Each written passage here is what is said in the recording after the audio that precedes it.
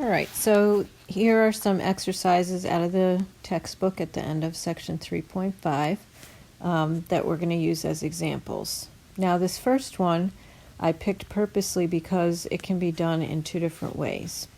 So our method when we use implicit differentiation, notice that we don't have in number 2 here y solved as a function of x.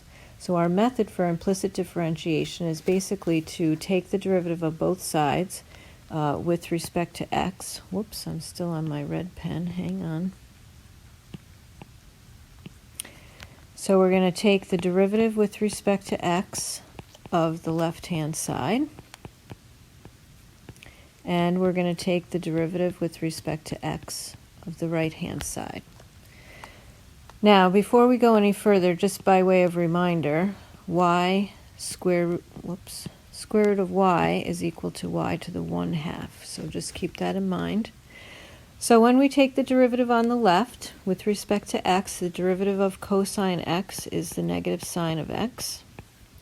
And the derivative of the square root of y, also known as y to the 1/2, is 1/2, bring the power down, y to the negative 1/2, that's 1/2 minus 1. But again, because y is understood to be a function of x, we have to multiply that by the derivative of y with respect to x. So that's the implicit differentiation part, which really is using the chain rule.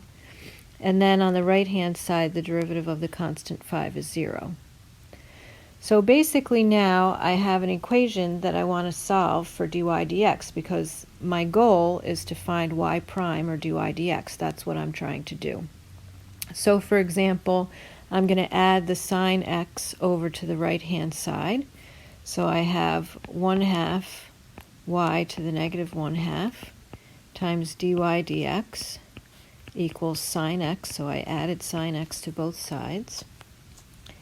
And I can rewrite the 1/2 y to the negative 1/2 as 1 over 2 radical y.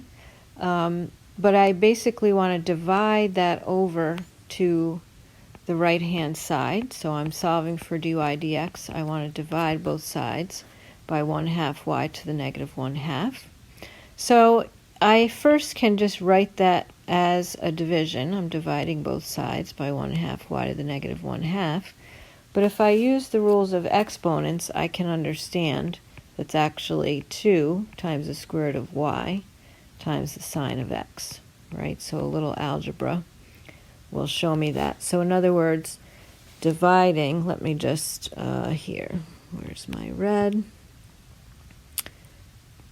This 1/2 y to the negative 1/2 is also 1 over 2 square root of y.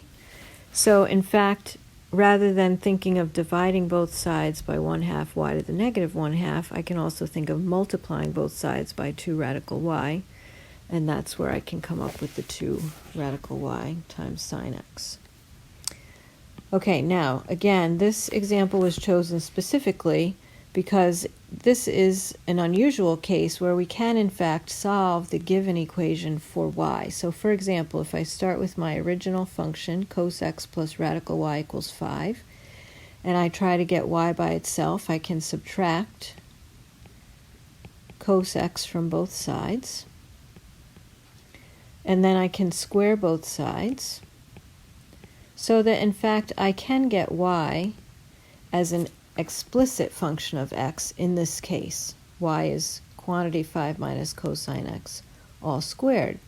So if I had been given that and I was asked to find y prime or dy dx, the derivative, I can, for example, use the chain rule and say dy dx is 2 times 5 minus cos x to 1 lower power, that's the first power, times the derivative of 5 minus cos x using the chain rule, so that derivative is 0, minus the derivative of cos x, which is the negative sine x, so in fact that derivative is positive sine x.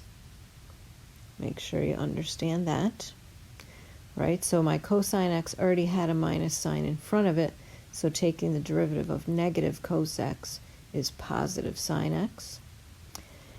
And for example, I can multiply through, distribute the 2 and the sine x through the 5 minus cosine x parentheses.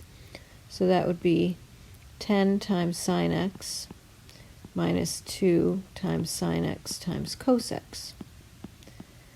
Now that doesn't look quite exactly like what I have on the left-hand side, 2 radical y sine x, unless I realize that this square root of y is actually right up here, 5 minus cos x.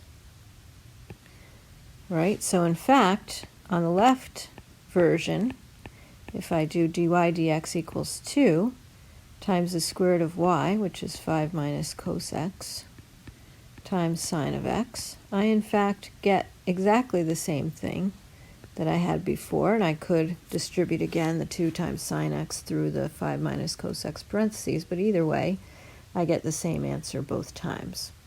So again, this is sort of a special case just to try to help you understand how this implicit differentiation works. Normally, we can't necessarily solve the given equation for y in terms of x, but in this case we could, and we could do the derivative. We could find the derivative both implicitly and explicitly, and we can see that we wind up with the same thing either way.